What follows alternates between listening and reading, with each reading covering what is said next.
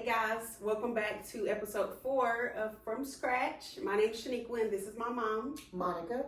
And today our topic is going to be surviving R. Kelly. Nah, I'm just playing. No, our topic today is going to be on single parent households. Specifically, how being a single parent affected my mom, and then how her being a single parent affected me as the oldest. Yeah. I would love to be able to get all of my daughters in on their views And about we will. what it's like to grow up in a single parent household, because I think a lot of times as parents we really do not get a chance to really see it from their point of view, and I'll say that because when I was growing up, I remember growing up with my mom and my dad in the household, and then there came a time where it was just my mom, and I'm just reminiscing on what that kind of felt like when the dad was no longer there, and it's kind of scary because I felt like when the memories I have when my dad was there versus when my dad wasn't there, I felt like there was like a protection. When he was in the house. Yeah, you just felt like this sense of protection over you. And then, not having that in the household anymore, you literally feel that sense of protection kind of like go away. Yeah. And it's really weird when I'm just thinking about it now that I literally felt that. Like I would sleep in safety knowing that my dad was there. And then it was like when I didn't have my dad there in the household anymore, it literally did change my sense of security. So, I didn't, and so just coming from my perspective on it as a child growing up, and I can't even say, well, yeah, I guess you can, because I was 13, I guess, when my mom and my dad actually kind of like really separated. I was 13 years old. And so, even after that, I ended up getting pregnant, you know what I'm saying? So I don't think I would ever got pregnant if my daddy had, if he had been present in the household. Like, I don't think that would have ever happened, even regardless of the circumstances that I had endured in my, as a child. I don't know if I would have ever gotten pregnant. Why though? Especially specifically off of the things that did happen to you. Because there's a reverence, like there's not a fear of like, oh, I better not do this because my dad's gonna get me. But there's just like a reverence for fathers. Like, I feel like if he had been there, I probably would have been too afraid. You know what I'm saying? Like, I don't know. Even if I had engaged and actually gotten pregnant, I don't know. I think that I would have been a lot more fearful, and I might have really been open to the possibility of abortion, just because. Just the fear of how he would have reacted to it. Because I really don't know how he would have acted to it, and I might even, kind of question him on that one day. I think you should. Yeah, and just kind of asked him, because he's, I think when he found out that I was pregnant, I think he was hurt to know that I was so young and about to, have a baby and stuff. But I really don't know, like in depth, like how he really felt about, finding out that his first daughter was about to have a baby at a very young age. So I don't really know how that what he kind of felt about that. But I just think, like I said, just going back, just rethinking about my childhood, just that sense of security, and that's just weird to me how I've never really thought about it before. As I'm thinking about it now, that literally felt like there was a sense of security that left when he was no longer in the house. It was almost like, and then it was almost like you didn't, not that I wasn't afraid of my mom, or, I guess what I'd say, not afraid, but that respect for your mom, I think carries a different weight than that respect from your dad. Like, you just kind of like view the two so differently. And like I said, neither one of them were, the kind that, whipped us and all that kind of stuff, but just, I don't know what it is about a father's presence that I can remember as a little girl that you just knew you was not going to do this, that, and the other because he was there. But when he was no longer there, it was almost like, you almost felt like, oh, I can do it. And then it makes me question, if you felt like you could do it because he was no longer there, was there not like some lack of like a emotional, like, do you feel like you lacked anything emotionally? Because I feel like if he was, I'm not saying he wasn't like a good dad or nothing like that, but like if you felt like y'all had this bond just because of the fact that he was in the household, why didn't that make you keep the same mindset? Like if you felt like, I don't know. I don't know if it's out of sight, out of mind. I'm not sure kind of like where you develop that. Because like I said, even when it came to my brothers, like when there was no more father in the household, they went buck wild. Like I never remember my brothers being like they were, you know, when he was no longer in the household than they were when he was in the household. It was totally different. It was a total different atmosphere. And I, you know, like I said, just reflecting on it now and going back and just thinking about, you know, being in the house with my dad. And just like I said, when he spoke, you knew. It was almost like I said, there was just like a higher reverence for the male in the house than there is for the woman. You know, if that makes sense. You know, and I like I said, I'm not really sure where that kind of comes from. I don't know if it's because my mom, she wasn't a disciplinarian, you know what I'm saying, but my dad was. You know, so I don't know if that might have had something to do with it, because we knew my mom wasn't going to, you know, get on to us. Anything. Yeah, like my She dad hadn't. would. Yeah, because she really hadn't, but she really hadn't had to either. You know, and I say that. So you feel like there was a big difference from when, even though I will say, because I do not believe that him or Granny was emotionally present. I feel like they just provided y'all a space with a roof over y'all head, and y'all were just kind of like just existing. But I don't feel like there was any type of emotional presence from either one of them because of their own upbringings. Yeah. So you felt like when he left the home, y'all all changed. Oh, I definitely know we did. I mean, like I said, if I'm going back from when we were in Mississippi to now, I can honestly say that there was a tremendous difference from when he was not in the home to where he wasn't in the home to where he was in the home. Because when he was in the home, I count from myself, and well, from the oldest on down to about, because my youngest sibling, she was very young when we moved her. She was like 5. And then the one before her might have been like 7, you know what I mean, 8, somewhere in there. But from the oldest down to me, down to maybe the 3rd. Yeah, so for me, on down to the 3rd, I can say that especially from the oldest down to me, for sure, there was a difference. There was like this sense of, I can do what I want now. You know what I'm saying? Like, I don't know where that kind of developed, but it was like. Maybe y'all felt the sense, maybe somewhere inside y'all felt like he just didn't care, you know, because he wasn't there. So y'all probably feel like, well, I'm just do what I want to do because, I mean, he not here, so why should we care now? When I don't know if that has anything to do with it, or if it was just the emotional break from him no longer being there. You know what I'm saying? Maybe there was some type of emotional break in our reality that he was no longer there. And I'm gonna tell you, I did feel very unprotected when my dad was out there. And I'll go back to a friend of mine who I grew up with when we moved here, and I just saw the kind of father that he was to her. You know what I'm saying? We were growing up in the projects. This was a man who was raising his kids in the projects. You know what I'm saying? But a very good man, and just a good-hearted person in general. You know, and I can remember when she got pregnant and how fearful she was. And I think at that time she was older than I was when I got pregnant, but I think at that time I can remember her being very fearful to let her dad know that she had got pregnant, but he embraced her. You know what I mean? Like, he didn't shun her when he found out that she had gotten pregnant or anything. He was very, he was understanding. He did not, you know, he reacted way different than she believed he would act. I would say that. And but like I said, he was just overall just a really good man, and he was a good dad. And because she had such a good father figure, she looked for that same type of person in her relationships. You know what I'm saying? And so she knew when she wasn't getting that she wasn't going to stay with that person. She wasn't going to stay with that person because she had already had a foundation that was set in stone about what a man should look like, especially when it comes to the household. Yeah, so you didn't have that foundation. No. Do you think you would have had it even, because when you, like, the emotional part, like, what type of vulnerability did y'all have as a family?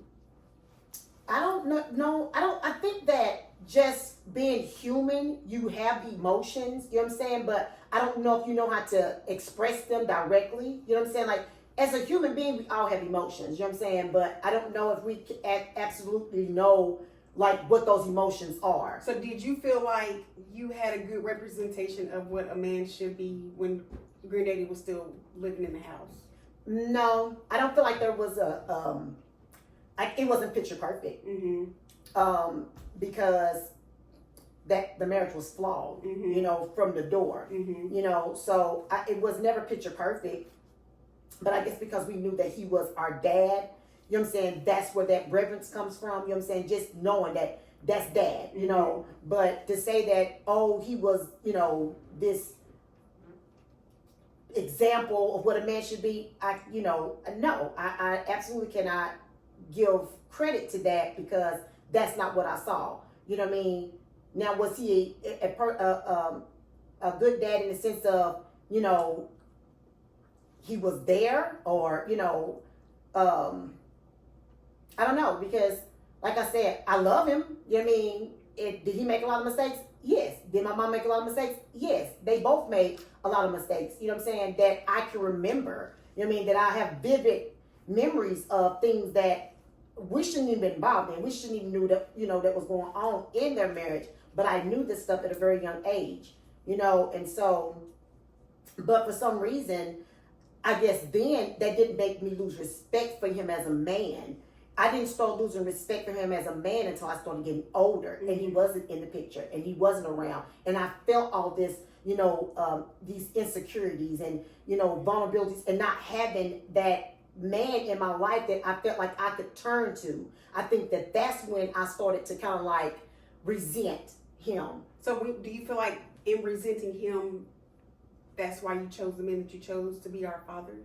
I don't feel like that was the reason why. I feel like the reason why I chose the men, the men that were, you know, are you guys' father, is because I was just broken. I don't feel like I even chose out of or maybe you don't recognize that you chose out of anything. I don't. I don't. It was just like a emptiness. You know what I mean? An emptiness. I guess that I'm trying to fill a void.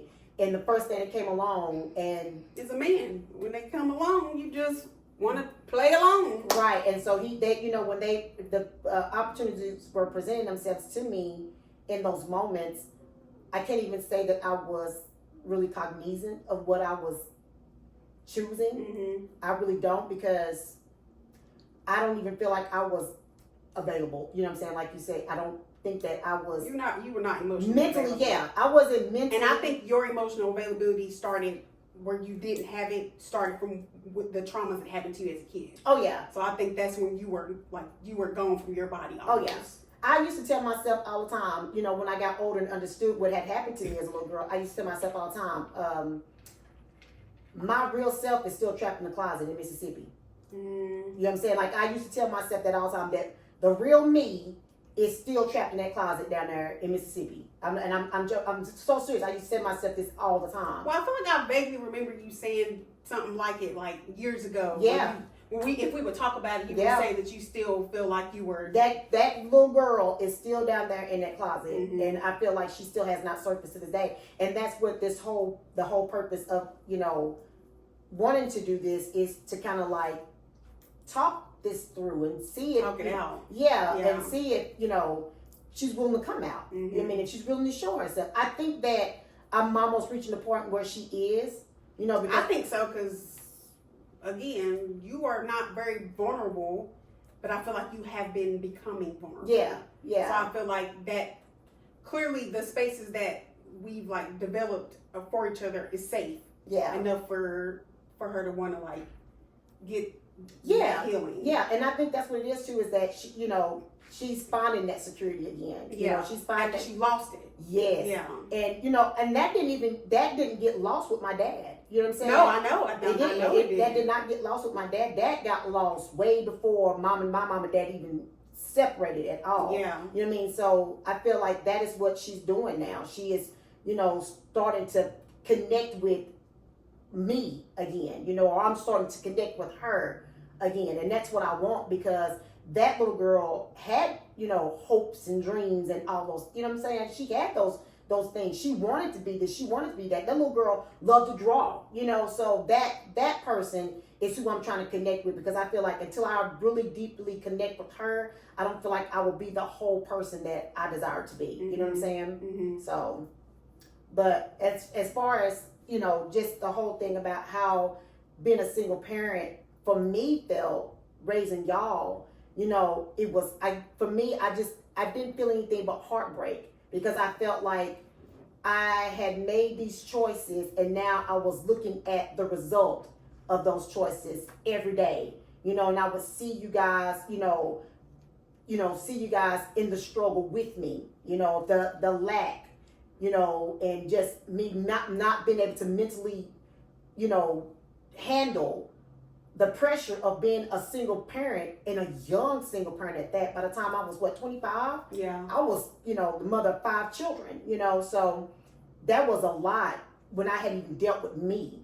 So now I feel like when you looked at us, did you look at us like maybe in regret, like regretted? That's one thing I can honestly speak on and say, I've never regretted my children. Did I regret the fathers? Yeah. Mm-hmm. I think I regretted the fathers over everything. Mm-hmm. It's because it wasn't you guys' fault. You know what I mean? That you were here. Every pregnancy that I've ever, you know, went through, I cherished each and every child. You know, I don't feel like I ever regretted. It was just like one time where I just knew I was going to get an abortion. I really thought that was the time when I just knew I'm not going to have this baby. Like I just did not want to. It was a relationship that I was in for all the wrong reasons. And I think at that time I understood that I was in it for all the wrong reasons. So I did not want a child out of this relationship.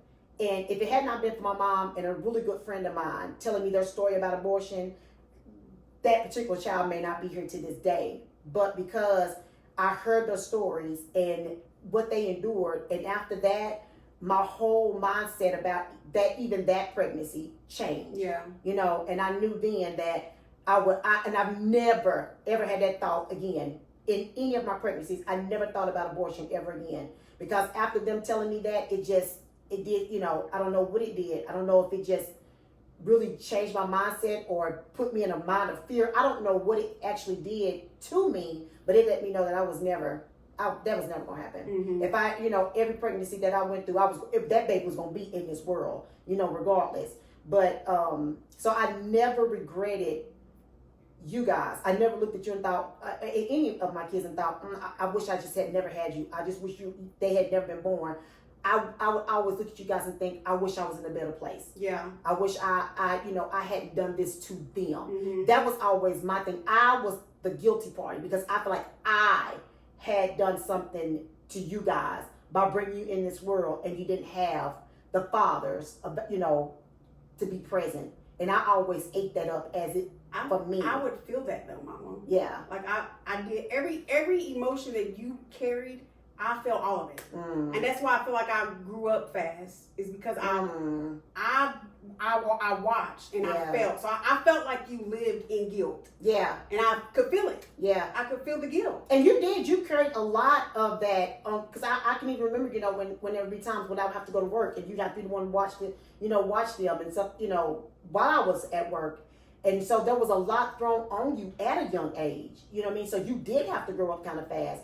But the whole thing about, you know, you coming along, then what, 4 years later, here comes Tiana. Yeah. And then after that, everybody just kind of like stir step. Yeah. You know? And so that back-to-back type pregnancies don't give you time to really bond with the child before like you want to, you know?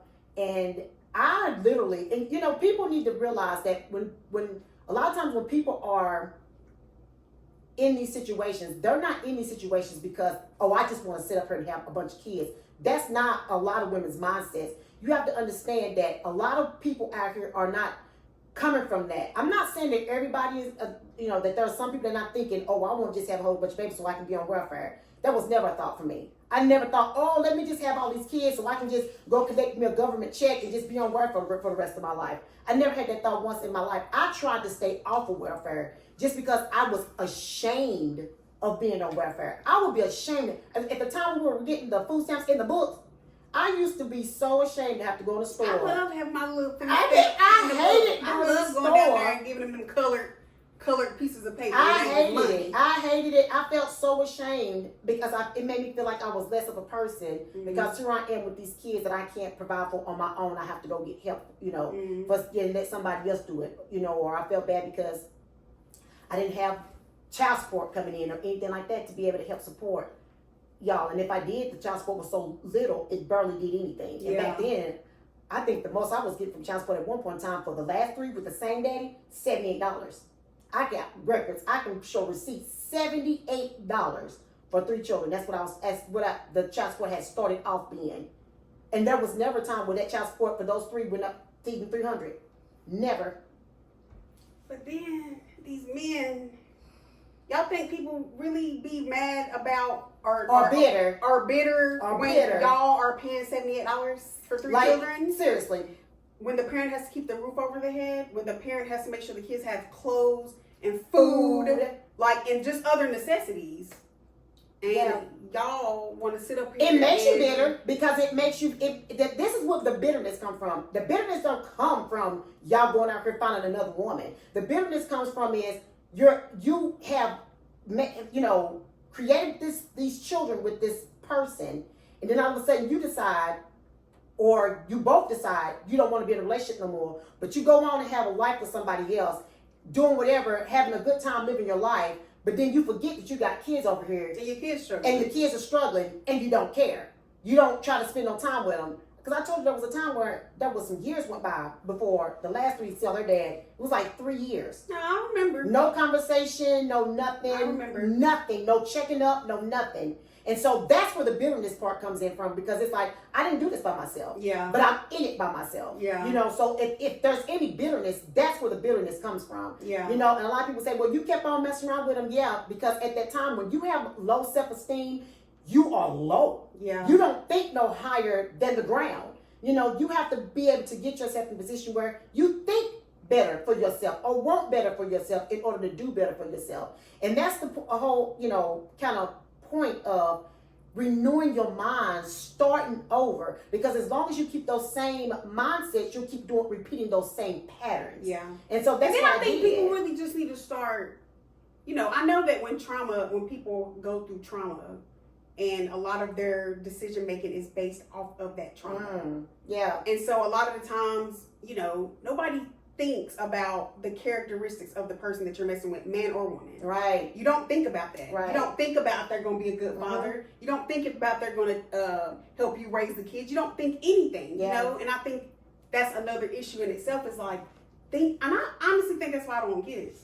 I think I feel like I've seen enough to know that, like, what is the point? Like, and why would that's bad. I know that. Just because, and like you said, we're breaking cycles. Yeah. So, Well, okay, so let me stop saying I don't want to. I'm just going to say I wouldn't mind to learn to want to have kids once that part of me is healed. But, like, watching you struggle so badly, and again, like I said, I think that you didn't take the time to really learn the person and understand what type of person they really were for real, and to be able to know if they was going to be a good father. So I do try to, because I always say, like, if I meet a guy and we get married and I see, before we get married, I see good qualities in him that I could tell that, like, this is going to be a good father for my children, then I think I would have him. Yeah. But I think there is still a part in my mind where I'm like, no, because I just think it was just a traumatic experience. Yeah, just watching it. And you being the oldest, you got to see it from beginning to I saw everything, because I feel like me and my sister's perspectives are different. Yeah, they are. From our upbringing, and I'm like, different. But I feel like I had to be, like,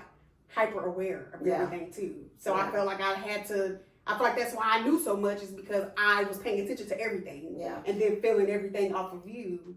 And that's unfortunate, because you shouldn't have had to have that type of upbringing. Your childhood should have, been a lot different and a lot better. But God knows everything, Yeah. And the timing of everybody being born, God knew the time that everybody was going to come into this earth, and God knew at the stages that everybody would get, the person that they got, from me. Because I over the years, I grew and developed, became more mature as a woman, just having my children, and being a mother. I matured in a lot of areas of my life, but I was still dealing with a lot of issues that I hadn't dealt with, you know, and so maturity does not override, you know, the root of the things that you dealing with. You know, Right. you can be a mature person. You can be a person that gets up every day and go to work, pay your bills, take care of kids, household, and all that kind of stuff, but still have a root of things that you need to deal with Yeah. to make you a better functioning parent or better functioning person for yourself. Yeah. And a lot of those things I did not or have not dealt with. And like I said, it took me almost 40 years to actually start dealing with that root. And, you know, and I don't care how old you are. I don't think it's ever too late to find that peace and to find that whatever it is that you feel like is lost or missing in your life. I feel like, or if you feel like you just feel like you need to start over. Yeah. You know, I don't think it's ever too late for that. Yeah. You know, but you know, some people do feel like, well, too much time has passed by, so I don't want to. You know, this is just who I am. I'm just gonna stay this way. I hate that word. Yeah. I hate that phrase. Oh, that's just who I am. You not have to be like that. Yeah. You choose to be like that, but you don't have to be. You Yeah. can unlearn those bad mindset, those bad behaviors. You can unlearn those things, Yeah. but you have to recognize that you have to be the one to make the choice to change it, or it'll never change. Mm-hmm. But I think the conversation is good to have, you know, especially if your children did grow up in a single parent household. Talk to them. I think it's important to talk, because I've expressed pretty much, you know, how I've always, you know, whatever. But I think it'll be good to even get, you know, my sister's perspectives, you know, because growing up, I did resent you for the choices you made for the men, you know, because I was just like, what the freak? I didn't ask to be here. Shoot, why I have to get this, you know, type of daddy, you know, even though I still love my daddy, regardless of that man not taking care of me, because that's just the type of person that I am. But, you know, like, I hate that me and my sisters didn't get a fair chance at, like, a dad that was a healthy dad, you know, that was a loving dad, a caring dad. Because I feel like that's usually your first love is your dad. And so I feel like that's impacted all of my siblings in relationships. And that's why I stopped dating. I have not dated nobody in 10 years, and that was why. Because I'm like, I'm not about to be trying to date somebody that's just like my dad. Yeah. And I felt like I wasn't attracting men like, well, yeah, I was attracting unavailable men. My dad was an unavailable man. Yep. And so I was chasing that, because I remember chasing my dad also, wanting a relationship with him so badly that I chased my dad. And so then I realized, oh my God, I'm chasing his N-words. Yeah. But I mean, just think about how long I've really been single, you know what I mean, not been in a relationship. For one, because I learned a lot about what I did not want and what I'm not going to accept in relationships. I don't care who you are, where you come from. Yeah. So my choice of being single is a choice. Same. I absolutely choose it until I feel like I don't have to choose it anymore. Yeah. But I choose to remain single until I know I'm not being played with, until I know you being for real with me, and that you are being genuine with me. You know, first of all, I don't understand women that date men who know they got kids out here that they don't take care of. Yeah, I have zero respect for a woman like that, because why in the world, if this man won't take care of his kids and he don't love his own kids, what in the world make you think that he love you? Well, you're a part of the problem.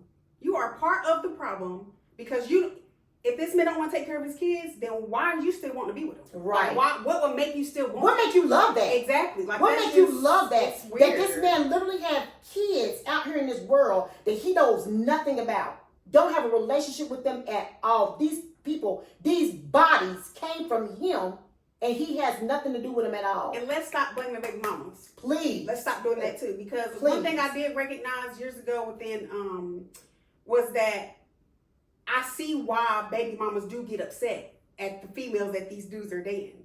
Well, because let's see, y'all dating a man that y'all know got kids, and y'all don't even encourage them to even go and not even just encourage.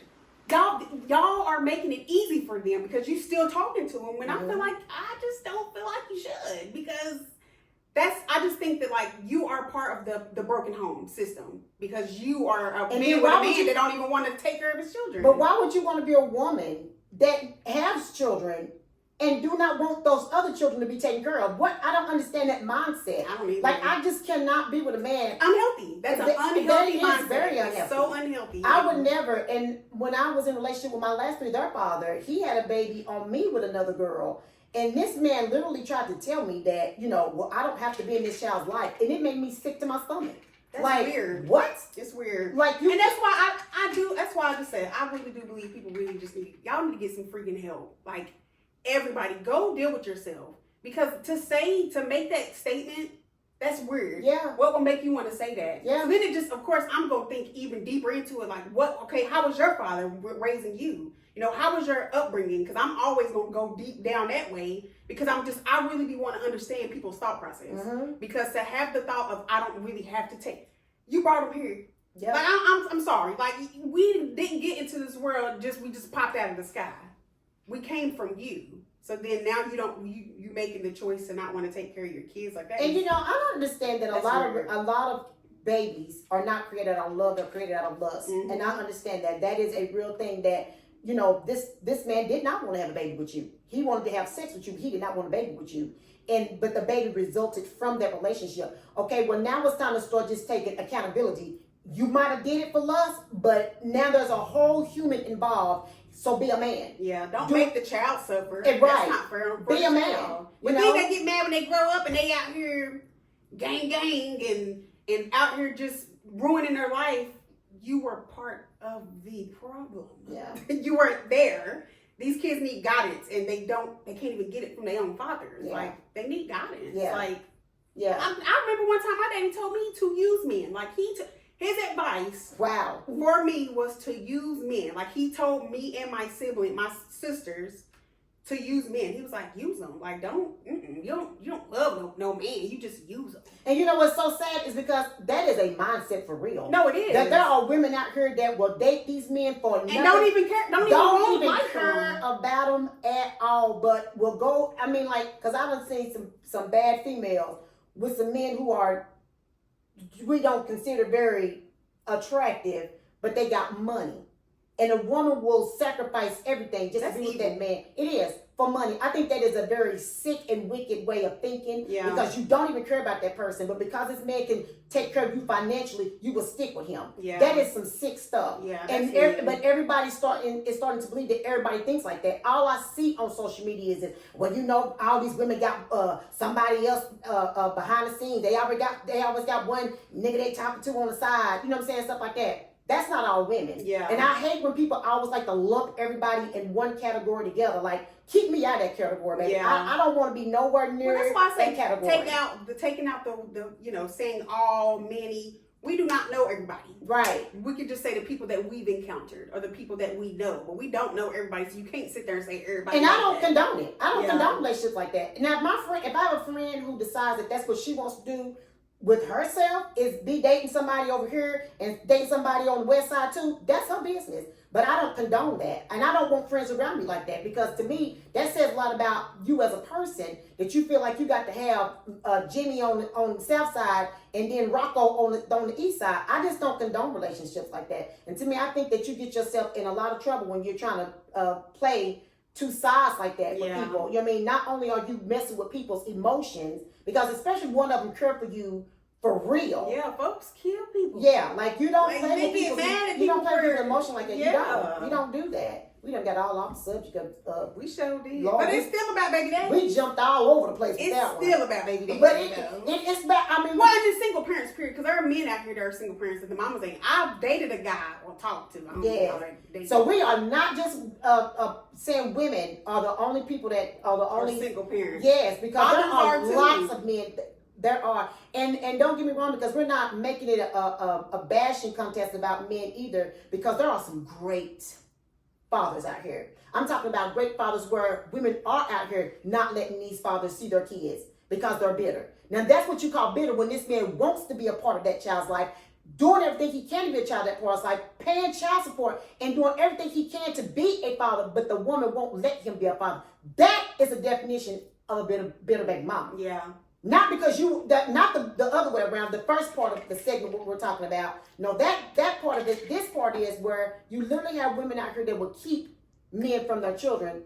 And actually, my dad kind of like expressed to me that he felt like he was being kept, you know, not being able to see his father when he was younger. Mm-hmm. And he didn't get to grow up with his real dad and have a real relationship with his real dad, you know, when he was younger. And I hate that for him because I don't know what kind of man my daddy would have turned into had he had that opportunity to be. I promise you, if the generations like Granny them, you, like, I feel like if Granny's upbringing was different, y'all would not be here. Like, I feel like if her mom was still living and she had a good father, but to know that like her mom was an alcoholic and stuff like that, you know, but if they were healthier individuals, I really don't think half of us would even be here. And you know, that's so true because I can remember growing up and I would hear, you know, all the chatter about my daddy and, you know, just the bad talk about, you know, going against them, but they didn't know my daddy's upbringing. They didn't know the things that he had been through and what he had dealt with. They didn't know this stuff. Yeah. You know, had they been, you know, willing to talk to him and maybe understand what he had grown up dealing with or what he was lacking, maybe the conversation or maybe even the relationship with my mom and my dad could have went a little bit different. Yeah. You know, but I remember my mama being encouraged to leave my dad. Leave him. You know. Said too many people in her ear. Yeah, but not ever trying to figure out what was really causing that friction or, you know, separation in the relationship. Nobody know how to talk. No. Nobody And that's knows really how sad. to have freaking conversations, so then you can't get to the root of the problem. Yeah. Because nobody's talking about nothing. Yeah. You have to be willing to talk too, but Well, and that's why even with parents, like, you know, I think there has to be a space where parents, you know, can own up to the fact that, like, okay, I did make some bad choices about the fathers that y'all had, and, you know, owning up to that. Because I feel like, you know, hearing that make you feel like, okay, I'm glad you realize that, like, the reason why we ain't get, you know, life went the way it did is because of the choices that you made, you know? Oh, yeah. And I don't think a lot of parents want to, nobody's blaming you for nothing. When you don't know, when you don't have that guidance, when you don't have the knowledge, you just don't know, and you are going to make some real stupid decisions. And I mean, nobody can blame you for that because you just don't know. Right. So, I mean, I think that more people need to, for one, just be a little bit more understanding, giving people more grace, because everybody, again, I say this all the time, we all doing life for the first time. We can't, that's why even with the daddies, like, I don't hate my daddy. I don't hate my sister's daddies. Like, I don't. I would love to have a conversation with them to understand their thought process, to understand why they couldn't be better fathers or more active fathers, emotionally present fathers. You know, I could sit and ask those questions because I do feel like this is just the way my brain thinks about stuff. I don't blame anybody for anything. I just want people to be more aware and understand, like, no, you didn't mean to hurt such and such, but it did impact them. Like, no, you didn't mean to make us have, you know, jacked up daddies, but it still impacted us. You know, it still affected how we made our choices, unfortunately. Now, my brain process, I make my choices based off of what I see people do. I feel like my sisters are a little different. They make choices based off of the trauma. And I don't base mine off of that. I base mine off, like, you know what, my mama had these kids and couldn't afford them. I don't want them. You know, that's just kind of how my thought process was. But I think that it's important for everybody to kind of like dig more into that. Because I feel like if you don't really talk about it, how will you know? You know, even just going way back, I feel like I understood you just even more just going way back to your upbringing. And I'm like, oh, that's why my mom did what she did. Like, that's literally, that was my, I had an aha moment. And I feel like that's what helped me to be understanding, because I do feel like a lot of kids are not understanding, but I don't think a lot of parents are understanding either, because it's like we do have our feelings are valid about situations, and the parents' feelings are valid as well. I just think that why we can't learn to let that both be okay, why both can't be okay, for both feelings to be valid, and let's move forward. A lot of times we spend so much time in the past, y'all, we is not going nowhere spending time back here. Like, we're just not. It's time to, like, move forward. What can we do moving forward? That's why, you know, when it comes to one of my sister's daddies that, you know, felt like he can say what he wants to my mom, I offered my mom to let me message him back, because I was going to message him back. I didn't want it to be the same. Disturbing my peace. Yeah, well, I didn't want it to be, you know, her cussing him back out. I'm like, no, we're going to talk to each other respectfully, because I have respect for him. He was part of my upbringing. So I do still kind of see him as, he was kind of a father for me at some point, because he was there. So, I mean, I do still have respect for him, but he also will have to have respect for my mama. But I just think people don't know how to talk to people either. And realizing that we can't fight evil with evil. Like, you can't cuss me and I cuss you. Like, we just can't, we're not going to get anywhere. So there's going to really be no point. You know, there was a time where I would have responded myself. You know, at that moment, I would have responded myself, but it would have been a very unhealthy way. I know. That's why I told you. That's why I said I did not at that moment. But then there was about a week later that I did have to address an issue. Mm-hmm. You know, and it didn't come out very nice because at that time one of our children were hurting, and you know what I'm saying. And I'm carrying that weight alone, and I needed that person to reach out and be, you know, something to our child right now, because our child is hurting, and I'm doing everything that I can to try to be there and to try to help and to try to fix this problem that I can't fix. Yeah. And so in that moment I became very frustrated. So in that moment I did send a very lengthy and not very nice, you know, text message. I think you told me that. Yeah, I did. It was very unhealthy because I unleashed. I didn't give him a chance to. I literally sent it and blocked every communication because I didn't even want a response, because at that moment in time I needed to say what I needed to say. Yeah. Because I'm hurting because my child is hurting. Yeah. And because I've asked you several times, please reach out, say something. Let this child know that you are there, that you know you are willing to be an ear, a shoulder, or something. And there was nothing. Yeah. So at that moment when I literally just kind of like sat and thought about it, it made me so angry to where, it wasn't a very nice text. It was very lengthy, and you probably didn't even read it. I really don't care. I got it off my chest. I said what I need to say in that moment. But I'm at a point in my life where I don't respond. Like I just don't have the energy for it. I don't have the space, the mind frame. I just don't have that anymore in my life. Like I'm just done with that part of life for me. Yeah. You know, my children are grown. You know, they are adults, but even as adults, they still need their parents. For sure.